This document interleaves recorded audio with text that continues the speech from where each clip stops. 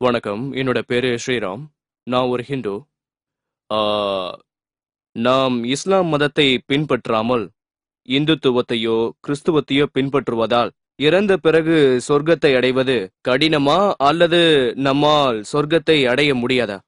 சகோதரர் நல்ல கேள்வியை கேட்டிருக்கிறார். இஸ்லாத்தை தவிர கிறிஸ்தவ மதத்தையோ இந்து மதத்தையோ பின்பற்றி சொர்க்கத்திற்கு போக முடியுமா என்று கேட்டிருக்கிறார். நான் ஏற்கனவே சொன்னது போல சூரா ஆல இம்ரான் அத்தியாயம் 3:19 இறைவனின் கட்டளைகளுக்கு கீழ்ப்படியும் மார்க்கம்தான் இறைவனால் ஏற்றுக்கொள்ளப்பட்ட மார்க்கமாக இருக்கிறது. கிறிஸ்தவத்தை பொறுத்த வரையில் கிறிஸ்தவர்கள் என்ற வார்த்தை பைபிளிலே சொல்லப்படவில்லை.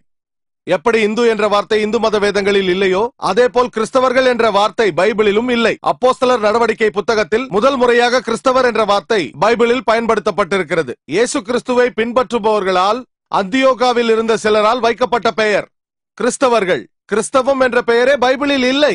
இயேசு கிறிஸ்து அவருக்கு சாந்தி உண்டாகட்டும் இஸ்லாத்தை தான் உபதேசித்தார். இதற்கு சாட்சி கூற மறுபடியும் வரப்போகிறார். கிறிஸ்தவம் என்ற மதமே இல்லை.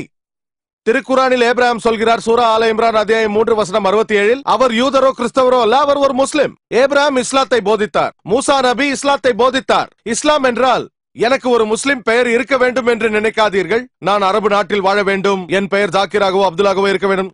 இஸ்லாம் என்றால் இறைவனின் கட்டளைகளுக்கு கீழ்ப்படிவது. இறைவனின் வார்த்தைகளுக்கு கீழ்ப்படிந்தால் நீங்கள் ஒரு முஸ்லிம். இயேசு கிறிஸ்து சொல்லி இருக்கிறார் யோவான் எழுதிய சுவிசேஷத்தில் அதிகாரம் 5:30 நான் என் சுயமாய் ஒன்றும் செய்கிறதில்லை, நான் கேட்கிறபடியே நியாயம் தீர்க்கிறேன். எனக்கு சித்தமானதை நான் தேடாமல் என்னை அனுப்பிய பிதாவிற்கு சித்தமானதையே நான் தேடுகிறபடியால் என் தீர்ப்பு நீதியாய் இருக்கிறது. அவர் இறைவனின் கட்டளைகளுக்கு கீழ்ப்படிந்ததால் அவர் ஒரு முஸ்லிம். இயேசு கிறிஸ்து ஒரு முஸ்லிம், இஸ்லாத்தை போதித்தவர். இஸ்லாத்திற்கும் கிறிஸ்தவ மதத்திற்கும் உள்ள பொதுவான விஷயங்களை பற்றி பேசியிருக்கிறேன். கிறிஸ்தவ மதத்திலும் ஒரு இறைவனை நம்புங்கள் என்று சொல்லப்பட்டிருக்கிறது.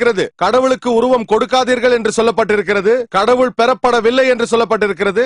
இவை அனைத்தையும் நான் பைபிளில் இருந்தே நிரூபித்திருக்கிறேன். சலா பற்றியும் ஜகாத் பற்றியும் மதுபானம் அருந்த கூடாது என்பது பற்றியும் நாகரீகம் பற்றியும் பைபிளில் இருந்தே நான் நிரூபித்திருக்கிறேன். ஆகவே இயேசு கிறிஸ்துவும் கிறிஸ்தவ மதத்தை போதிக்க வரவில்லை, இஸ்லாத்தை போதிக்கவே இங்கு வந்தார்.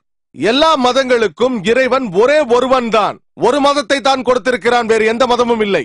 இவையெல்லாம் உண்மையான மார்க்கத்திலிருந்து பிரிந்து வந்தவைதான். ஒரு சகோதரர் சூஃபியிசம் என்று சொன்னார். அதுவும் இஸ்லாத்திலிருந்து மாறுபட்ட ஒரு கொள்கை. அது இஸ்லாம் கிடையாது. நாம் பின்பற்ற வேண்டிய உண்மையான இஸ்லாம் அது குர்ஆன் மற்றும் ஹதீசுகள் தான். எல்லா இறை தூதர்களும் இஸ்லாத்தை மட்டும்தான் போதித்தார்கள். நீங்கள் வசனங்களை அடிப்படையாக வைத்து இயேசு கிறிஸ்துவை பின்பற்றினால், இயேசு கிறிஸ்து என்னை வணங்குங்கள் என்று ஒருபோதும் சொல்லவில்லை. அவர் தன்னை கடவுள் என்று சொல்லவில்லை. சொல்ல போனால் பைபிளில் ஒரு இடத்தில் கூட இயேசு கிறிஸ்து தன்னை வந்து வணங்குகள் என்றோ தன்னை கடவுள் என்றோ சொல்லிக் கொள்ளவில்லை. ஆனால் கிறிஸ்தவர்கள் என்ன சொல்கிறார்கள்? இயேசு கிறிஸ்து உங்கள் பாவங்களுக்காக இறந்தார் என்று விசுவசிக்காமல் சொர்க்கத்திற்கு போக முடியாது என்கிறார்கள். ஆகவே பைபிளில் எந்த ஒரு இடத்திலும் இயேசு கிறிஸ்து தன்னை வணங்குங்கள் என்றோ அல்லது தான் ஒரு கடவுள் என்றோ சொல்லவில்லை. எந்த ஒரு கிறிஸ்தவராவது இயேசு கிறிஸ்து தன்னை வணங்குங்கள் என்றோ தான் ஒரு கடவுள் என்றோ சொல்லும் ஒரு வசனத்தை பைபிளில் இருந்து காட்டினால் நான் இன்றே கிறிஸ்தவ மதத்தை ஏற்றுக்கொள்கிறேன்.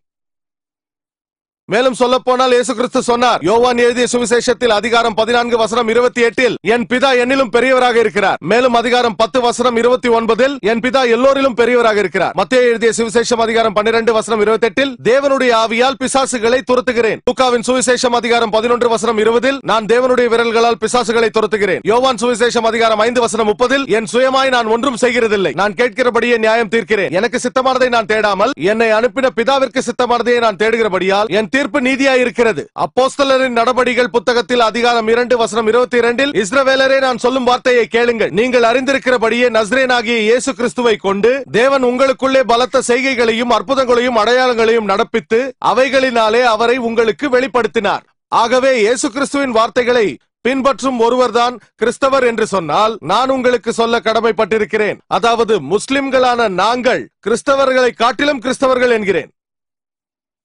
பன்றிக்கறி உண்ணக்கூடாது என்று பைபிள் சொல்கிறது. பெண்கள் முக்காடு அணிய வேண்டும் என்று பைபிள் சொல்கிறது. 1 கொரிந்தியர் புத்தகத்தில் அதிகாரம் 11 வசனம் 5-7 சொல்லப்பட்டிருக்கிறது, தலையை மூடிக்கொள்ளாத ஸ்திரீயின் தலைமயிர் சிரைக்கப்பட வேண்டும் என்று. ஆகவே எல்லாம் வல்ல இறைவனின் இறை தூதர்கள் அனைவரும் இஸ்லாத்தை மட்டும்தான் போதித்தார்கள். இஸ்லாம் என்றால் இறைவனின் கட்டளைகளுக்கு கீழ்ப்படிவது. நீங்கள் இறைவனிடத்தில் உங்களை ஒப்புக் கொடுத்தால் சொர்க்கத்திற்கு செல்வீர்கள், கொடுக்கவில்லை என்றால் செல்ல மாட்டீர்கள். உங்கள் கேள்விக்கு இதான் பதில். இறுதி கேள்வி